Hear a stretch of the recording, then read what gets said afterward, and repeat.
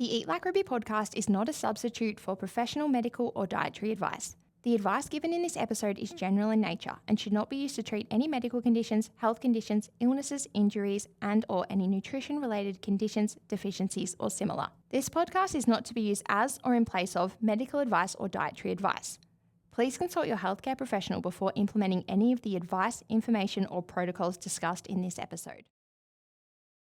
Hello gals, welcome to the Eat Like Ruby podcast. I am here today by myself doing a chatty Friday episode, and today I'm going to get straight into it and I'm going to talk about the quote, the belief, the concept, whatever it is, of somebody calculating their nutrition targets and starting to work towards them and then saying, I can't eat that much.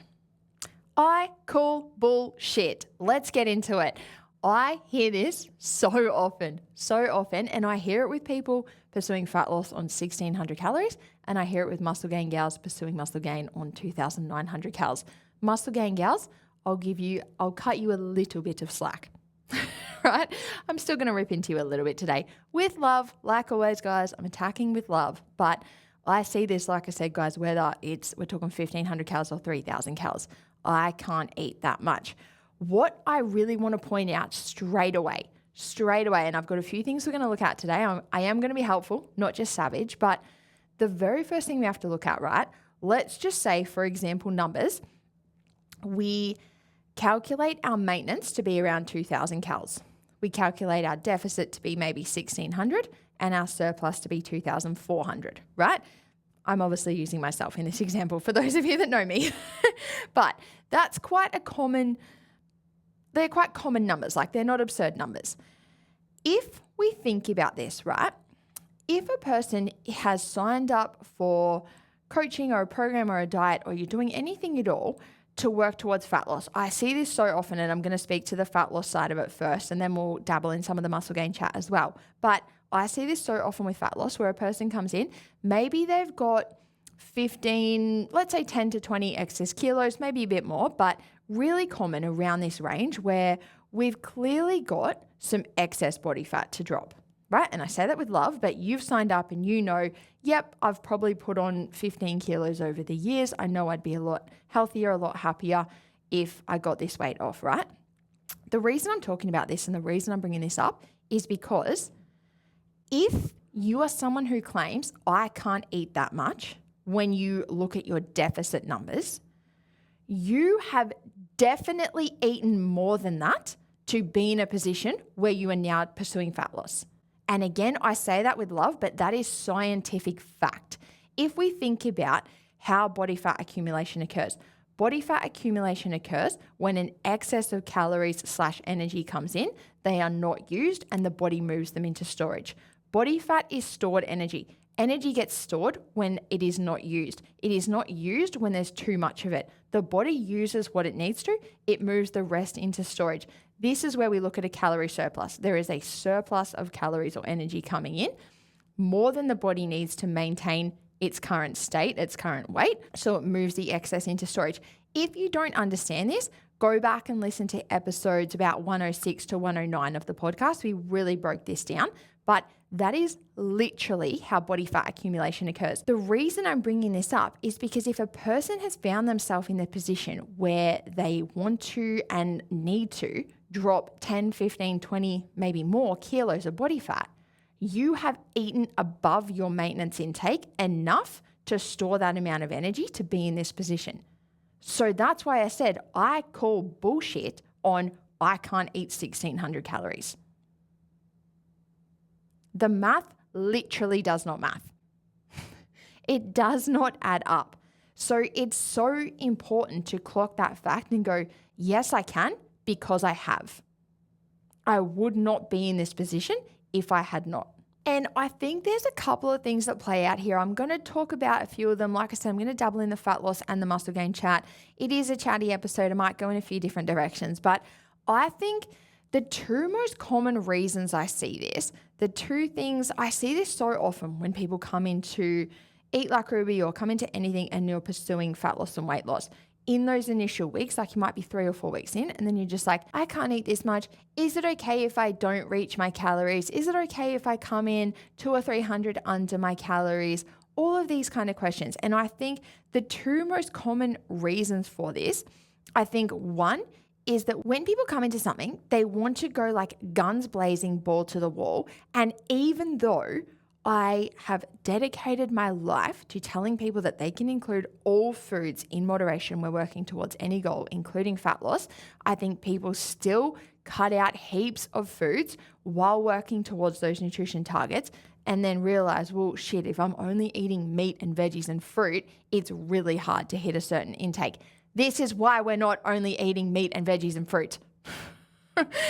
And that's so important to clock. If you do that, if you're someone who goes into Eat Like Ruby or any sort of flexible diet and goes, yeah, I'm going to hand pick the information. Like I'm going to use the nutrition targets that she said, but I'm not going to adopt the flexible dieting and all foods in moderation approach. And if we think about it, if you've been in Eat Like Ruby, we use example meal plans and we have meal guides and food guides and all these things where everything that we're including is, like I said, it is meat and fruit and veggies, but whole grains and calcium and fiber and dietary fat. Like we are building days of eating to support your goal, your body composition goal, but also your health. We can absolutely include things like Nutella and Tim Tams and ice cream as well alongside those. If you're on low calories, we don't include a ton of those things because we just simply can't fit them in.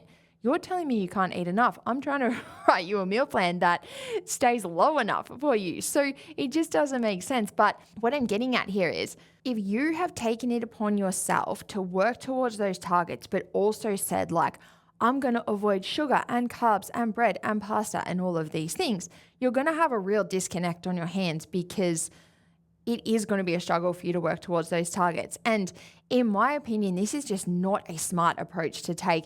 A little bit of a side note and not what the episode's even about, but if you are teeing up a diet that is so restrictive and so unrealistic and miserable for the most part, like I said, I think people come in guns blazing at the start, like I'm going to avoid this, I'm going to do that, I'm going to work towards my targets, I'm going to get the best results. But then we've spoken so much about how that can be so unsustainable. And you get to a point where you're like, well, what about when I do want to eat something besides meat and veg? And when I do want to have a little bit of Nutella or enjoy a different meal on the weekend with my family? The reason I'm such an advocate of flexible dieting is because we are going to be eating for the rest of our life. Our life is not just going to be meat and veg. We have to learn how to include all foods in moderation. And we don't learn if we come guns blazing into something and we go, yeah, I know she said I can include all foods, but I'm not going to. I'm going to really restrict them. I'm going to cut them out because I think that will get me a better result. I would say again with love, how has that got you a better result in the past? Why did you join something? Why did you put your nutrition in someone else's hands? Because putting it in your own hands wasn't working. So if you've then joined and come in and said, no, wait, hang on, I'm still going to take all this into my own hands and not take the advice and take the protocols. Like I always say, no one's got a gun to your head, do what you want. But I would ask yourself, well, why did I join to get this information and this approach if I'm not going to utilize it? And does it make sense to utilize an approach and information that I've done in the past that didn't work for me and led me to a position where I was joining something else? I'm pausing for effect. Wasn't even the point of the episode, but I think a very common thing that comes up when we start to pull apart somebody saying, oh, I can't eat that much. If you are trying to work towards an intake with a very restrictive approach and not letting yourself include many foods to actually work towards that intake, it makes sense that you're struggling to hit it. But then it just doesn't make sense with anything else. You're not really utilizing the approach. And when we calculate a nutrition target, we've calculated that target for a reason. It is for you and your activity levels and your body composition and your movement. And we don't want to miss the mark by 400 calories because you're just like, oh, I can't eat that much.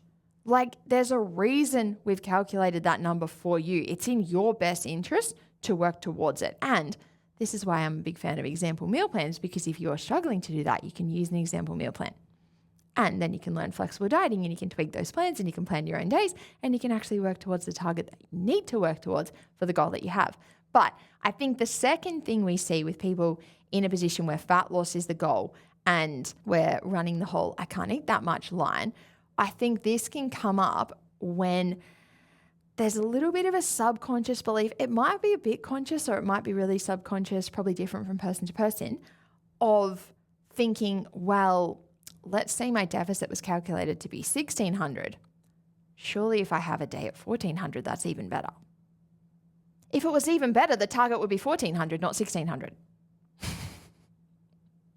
Pausing for effect and to let the bitch slap cool off. But honestly, I think that's such an important thing to catch is people thinking, well, the harder I can go, the better. The lower I can go, the better. The more restrictive I can go, the better. And that almost ties back into that point that I've just said. If we think about that, if you think coming in 200, 300, 400 calories under your calculated target is, quote, better, you are essentially saying the more aggressive and the more restrictive I can be, the better. And then bring that back to how has being aggressive and restrictive worked for you in the past? If we come into something and we're really excited and we think, oh, that says I should eat 1,600 calories, I'm going to eat 14 or 13. Then again, we have to ask, how long do we think that's going to last? How long are we going to be able to do something really restrictive? And then that almost just becomes like any other restrictive diet that people do where they do cut out crazy things and it is very intense and we can only stick to it for a certain amount of time because then events come up or life happens or we simply just want to eat something else or we have a busy day, something comes undone. If we haven't actually taken on board all of the information and all of the resources and actually worked with that information, like I said, it's almost like we handpick, oh yeah, I'll use that, but I'll ignore that because I think it will get me a better result. If you thought you could get a better result on your own, why did you join something again? But secondly, really think usually that handpicky, like I'll just pick out the most intense things and do those, can only last for so long. And this is where when we look at something like Eat Like Ruby or any sort of well-built flexible dieting approach, I always talk about doing a bit of trial and error, doing a bit of assessing and adjusting, being okay with taking a backward step and then learning a lesson and then taking forward steps. And I think sometimes people don't want to hear that and they do think like, no, I'm just going to go balls to the wall as aggressive as I can. But then we haven't actually learned how to eat for all situations, how to adapt, how to navigate so many different things. We've just learned how to do this one intense aggressive thing. So again, I'm off topic from a person who says, I can't eat that much. But again, I think this is one of the biggest reasons we see someone say that is they're low-key thinking, well, the lower I can go, the more restrictive I can be, the better. So I'll just be like, oh, I just can't eat that much. Like, it's okay that my target was 1,700, but I only ate 1,400, right? Again, like I said before, if that was okay, then that would be the target. So really catch yourself if you go to that place of like, I can't eat that much. Think about everything I've just said in this episode. Yes, you actually can. Yes, you can. If you're a person who's carrying excess body fat, at some point you have eaten more than your body needs to have stored that body fat. If you then start saying, I can't eat that much on a low intake, yes, you can. That doesn't make sense. So you have to intercept that and go, why am I saying this? Why am I running this story? What's coming up here? Do I think that I should cut out heaps of foods to get a quicker result? Do I think that going as low as I can will get me a quicker result? Is it a bit of a, I don't know if we'd say secondary gain, but it's like on the surface, it's like, I just can't eat that much. But below the surface is like, I think that if I don't eat that much, I'll get a better result. Really important to catch that. And then again, really just think, well, yeah, why did I hire someone? Why did I join something? Why did I pay for this information? Why did I invest my time, my money, my energy into learning something new if I'm just going to run back to my old ways? Really important to just catch the mentality and the cycle there. And I think another thing that can come up with people doing the like cutting out a lot of foods and only using like quote clean or healthy foods to work towards their nutrition targets is, do you actually believe that you can include all foods in moderation? Do you think you can truly have a flexible diet? Let's say a person is working towards 1,600 calories and you've planned a day that's like 1,400 and then you're just like, I'm done. I don't know what else to eat. I always say to people, have 2 Tim Tams. Stick with the exact day that you've got. And if you've got a 200 calorie gap, have 2 Tim Tams. If your mind goes to like, I shouldn't do that, I would intercept that and go, why?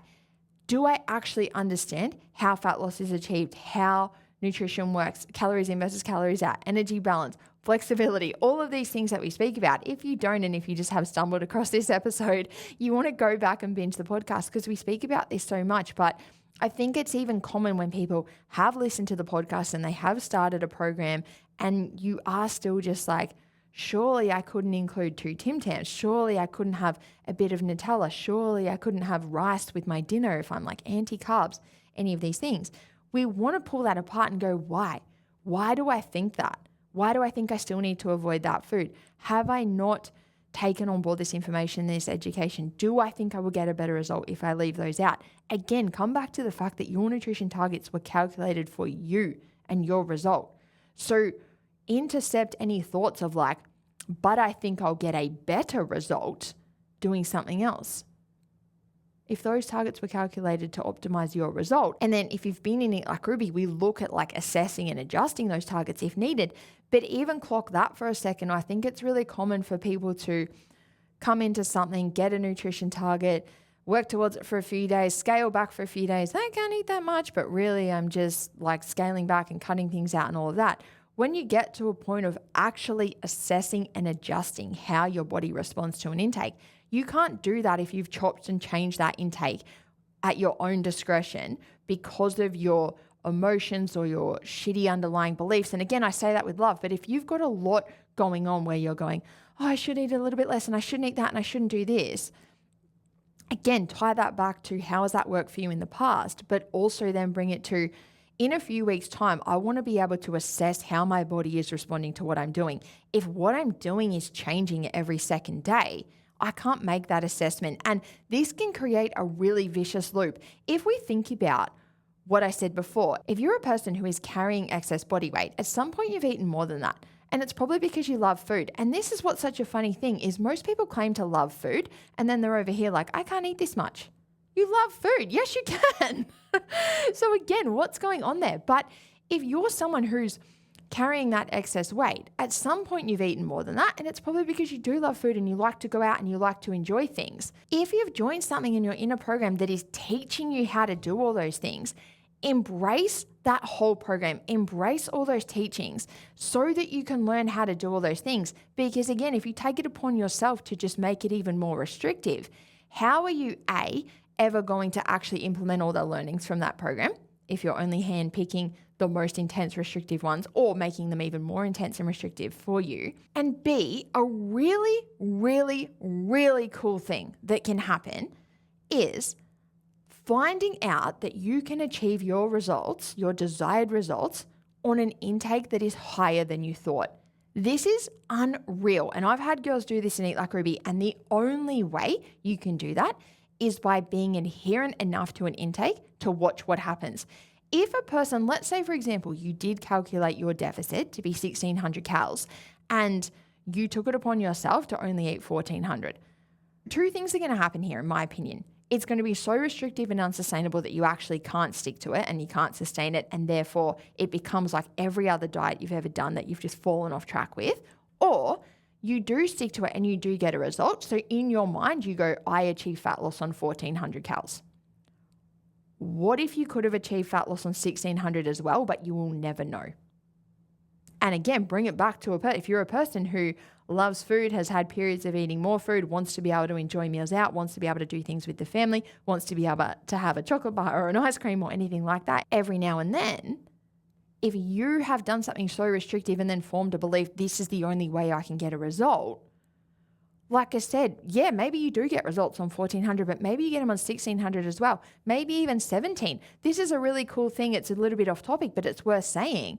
When somebody then starts to try and find their maintenance, and then it's like, oh, my maintenance was actually way higher than I thought, and my surplus was higher than I thought. That info is so cool to have. And the only way we can have it is by actually sticking to an intake for a while, watching how the body responds, and then gathering that data and saying, when I eat X amount, this happens. That is such cool data to have for any goal and anything, but especially if we're looking at fat loss and a person saying, I can't eat that much. If you found out that you can achieve wicked results on 200 or 300 calories a day more than you think you can, that is unreal for planning days, enjoyment with food, factoring in foods that you love, having flexibility, bringing in more for pre-training, having more of a dessert, having a bigger dinner. You can do anything with those 200 or 300 calories. That's unreal.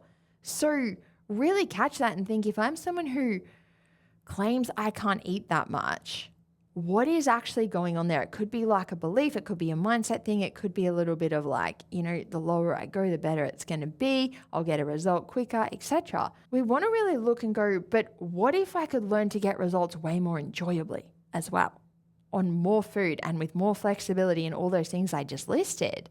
And again, the only way we do that is by sticking to something for long enough to see how the body responds and then gather that feedback. And once you've got that feedback, you've got it for life. And that's such a cool thing we see in it like Ruby, is girls go through some fat loss phases and they go to maintenance for a while and they really start to see, when I eat X amount, I'm in a deficit, I drop body fat. When I move up to this amount, this is where I maintain.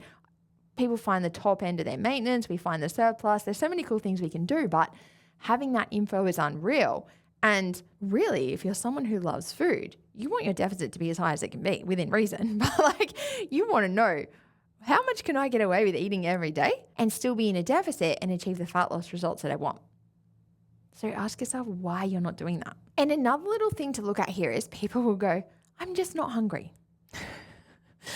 And it's funny because we have muscle gain girls on 3,000 calories and we have people in a deficit on 1,600 calories, and the deficit girls are going, I'm just not that hungry. And I think we look at the same shit here as what I just said.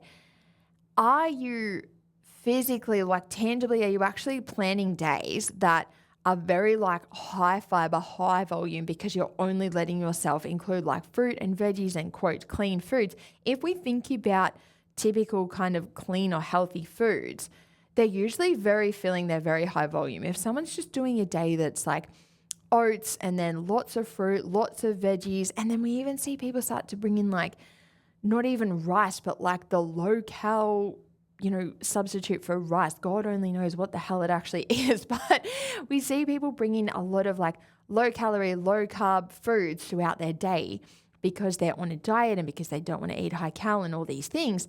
And those foods can really bloat people and fill you up, not even really in a good way. Some of them can, obviously, if you think about someone loading up on fruit and oats, that's great, but within reason. If you're just packing a day full of these foods that are really low cal and high volume meaning the size of the meal is actually really big compared to the calories that are in the meal. If you're literally filling your stomach with that all day, it makes sense that you hit a point where you're I'm just not that hungry. But that's where we then need to look and go, but why are you only letting yourself include those foods? Absolutely include them. Tick boxes of good quality health and good meals. Plan out a smart day. But once you've included enough of those, open your mind to the little tweaks. Again, if you're hitting the wall at 1,400 calories, something like 2 Tim Tams ain't going to fill you up. It's not even going to touch the sides. And it's funny because we have girls in deficits that would kill to bring in 2 Tim Tams, but they realize that's not even going to fill me up. That's not going to touch the sides. But then you have girls on the total other end that are I can't eat that much. I'm so full, etc., etc. Adding 2 Tim Tams to your day is not going to make you any fuller. So I would catch that right away and go, it's nothing to do with fullness, because you could easily snack on a couple of biscuits or a packet of chips or lollies, but you don't want to. And usually when you don't want to, it's because there's a fear. I don't believe that I can include these foods. I don't believe that I should include these foods, etc. And that's what you want to look at. If you're claiming I can't eat that much, that's where I'd be looking. Why do you believe that you shouldn't eat that much? Because that can be a huge factor, or it can just be a factor that you haven't really thought about this stuff. And maybe you are just in the position where your mindset is so used to planning days of quote clean, healthy foods that you hadn't even thought about oh, hang on, if I've planned my whole day and there is still a gap, I could just have a chocolate bar, I could just have some biscuits, I could just have dessert. So keep that in mind as well. You might have some big belief stuff you got to work through, or it might just be oh wow, I never thought of that. But either way, if you are someone that is planning these big kind of filling high volume days and then you're struggling to hit your targets, that's where I'd be looking, where do I need to find that sweet spot of possibly scaling back some of those foods a bit and then bringing in just some little things that are a lot easier to eat alongside those. And a little cool thing to clock here, it's almost kind of the opposite, but it's worth mentioning. If you're someone who's in a position where you're hungry, but you're gaining weight, right? Or you're not losing weight, you almost want to look at the opposite. If we think about, that's one of the worst positions to be in, hungry and gaining weight. And that doesn't make a lot of sense when we think about it. The fact that like a person gaining weight has excess energy coming in. If you have excess energy coming in, you shouldn't really feel hungry. But what we tend to see happening here is the opposite of what I just said. If the day is full of low volume, high calorie foods, let's think about a person that just eats maybe like a Macca's meal, right? And no shade on Macca's, huge Macca's fan, but let's say you eat a Macca's meal for literally 800 or 900 calories. Let's say a person has like a coffee in the morning that's maybe 200 or 300 calories. If you get like added, mocha or caramel or random shit in there, let's say that's 200 or 300 calories. You have a Macca's meal or something similar for lunch that's like 800 or 900 calories. You snack on maybe like biscuits, chocolate chips, anything throughout the afternoon, and then you just have like a moderate dinner. Very easy for a person, if we do the maths on that day, it's probably going to go up into the 2,000 calories. Depending on some factors, you could get closer to 3,000, right? But if we actually look at those meals, a coffee, a Macca's meal, as delicious as it can be, it's not usually that filling. Random snacky things in the afternoon, again, not that filling if we're just looking at like a few biscuits or lollies or something. And then let's just say dinner's 500 calories, whatever it is. You're probably going to have moments throughout that day where you're hungry, but you're probably not going to be losing weight.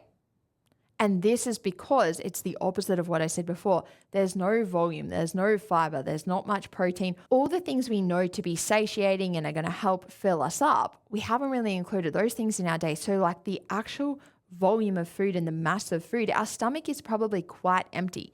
Even though there's a lot of energy and the body's going to pull that energy and put it into storage, this is like I said, this person is hungry, but they're gaining weight. We're hungry because the lack of volume, protein, fiber, fruits, veggies, all those things we know that help to quote fill us up is missing, but the overall energy coming in is enough that the body's not using it and it's putting some in storage. Like I said before, one of the worst positions to be in. I'm hungry, but I'm gaining weight. And we're not even looking at the health factors of this person either, because that's a whole nother episode. But this is almost like the opposite, but then it's just like a cool thing to clock, because I think people who come into a deficit or a program or similar, like I keep saying, and then want to go balls to the wall and plan all these healthy days and think like, oh, I can't eat that much. You were probably doing days like what I just listed in the past. You were probably doing the coffee and the takeaway and the random snacks thinking, I never eat that much. And that's where it's important to understand. Calorie-wise, yes, you can. Volume-wise, you might be struggling right now because you're planning big filling meals and filling days. And then you're probably hearing me say, like, at some point in your life, you've eaten a lot more than this because you've gained weight. It's probably due to a scenario like I just said. You've probably never felt like I've had these big filling massive days. But again, look at the calories, not the volume. A person in that scenario is probably pretty hungry, but they're probably gradually gaining weight. And they're probably thinking, I don't eat that much. I have a coffee in the morning, I have lunch, a few snacks and dinner. Like, I hardly eat that much. I'm never full. But when we do the maths on the actual calories, it's a lot easier to eat higher calorie than we think. And let's bring that back to a person who says, I can't eat that much. It's a lot easier to eat higher calories than we think. You've just got to look at certain foods. And this is why, right here is a perfect example of why I say there's no right or wrong with nutrition. We can't say that high calorie foods are always wrong and low calorie foods are always right, because we've got a person over here planning these low calorie days with all these low calorie filling foods, and they're struggling to get themselves into the optimal position with their nutrition. So this person doesn't need any more, quote, clean, healthy, low calorie foods. Those foods would actually be wrong for this person to include right now, because they're stopping you from hitting the amount of food and the requirements for you and your goal. And then on the other hand, we've got that other person over here who's loading up on high cal foods. They would benefit a lot from the foods the other person wouldn't benefit from, and vice versa. So that is such a perfect example of there not being a right and wrong with nutrition, but actually understanding nutrition to then go, what position am I in? Am I doing some of these things? And do I need to kind of learn, the most optimal thing, we could even say the right thing for me to do here would be to bring in some of these type of foods.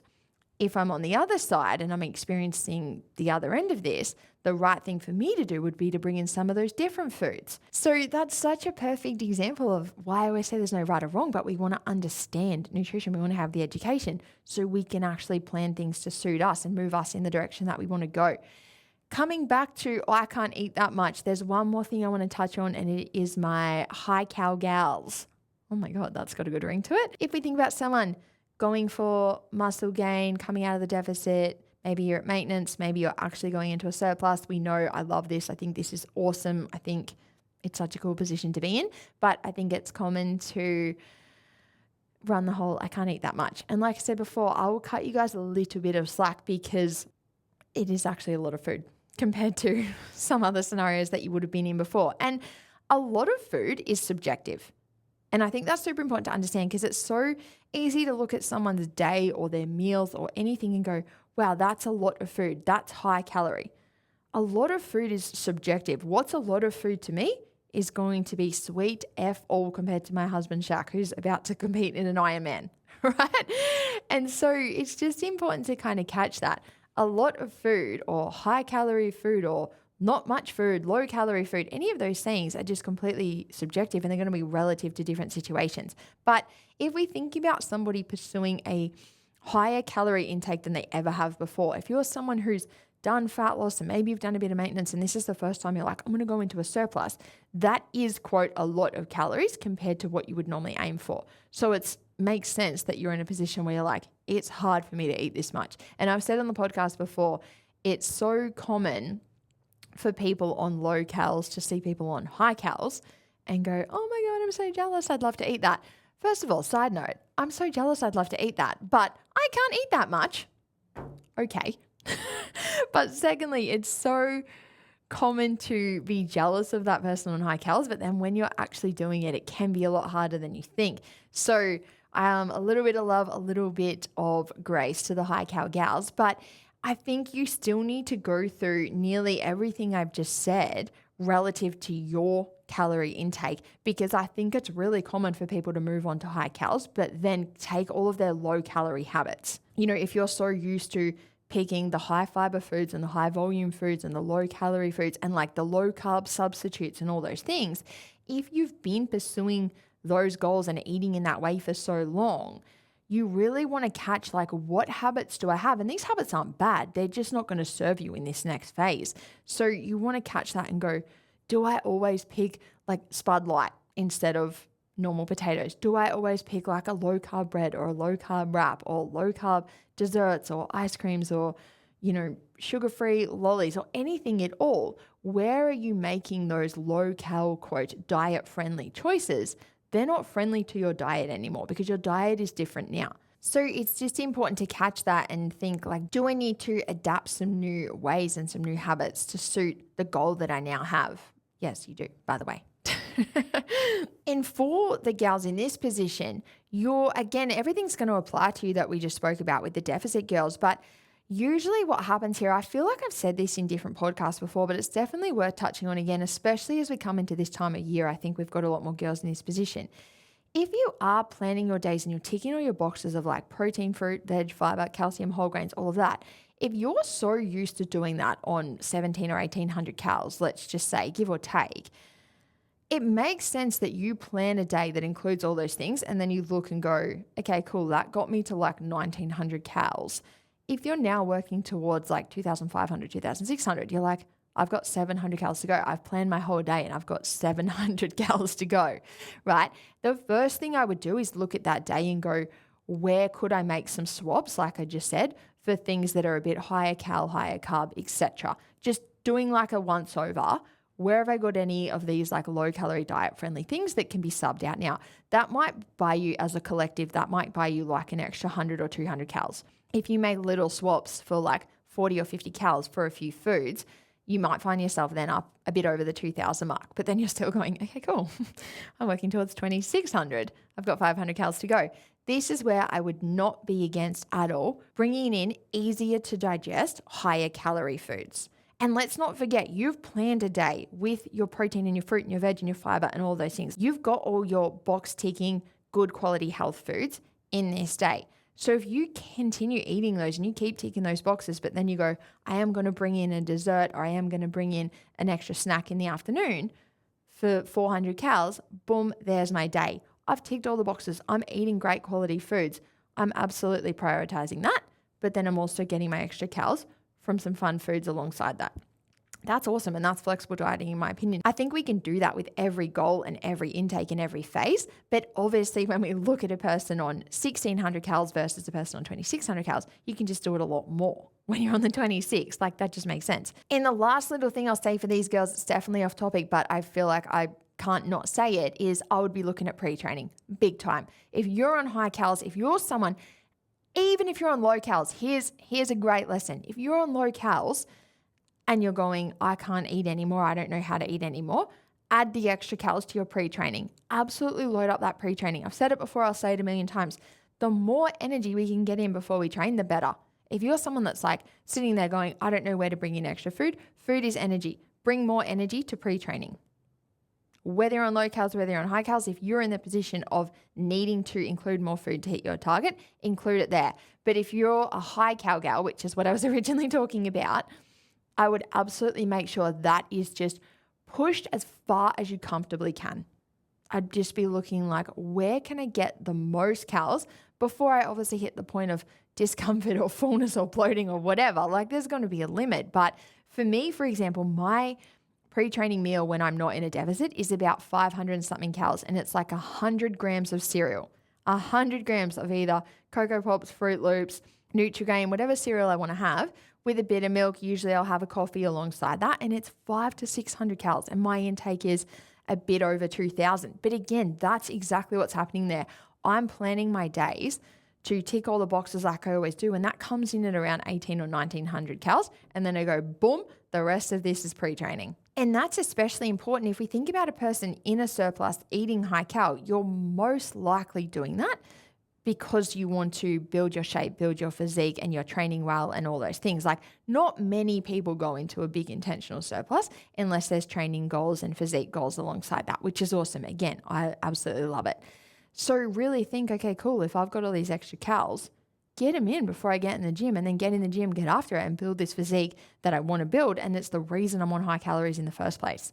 That's just such a sweet loop to be in. It blows my mind if you didn't take advantage of that. So I'm going to wrap this episode up here, but I think the biggest takeaways would be, if you are someone who has calculated a nutrition target and is then saying, I can't eat that much, first of all, understand that if you've ever been in a position where you're carrying excess weight, yes, you can eat that much because you have. That's how you got into that position. And like I keep saying, no shade.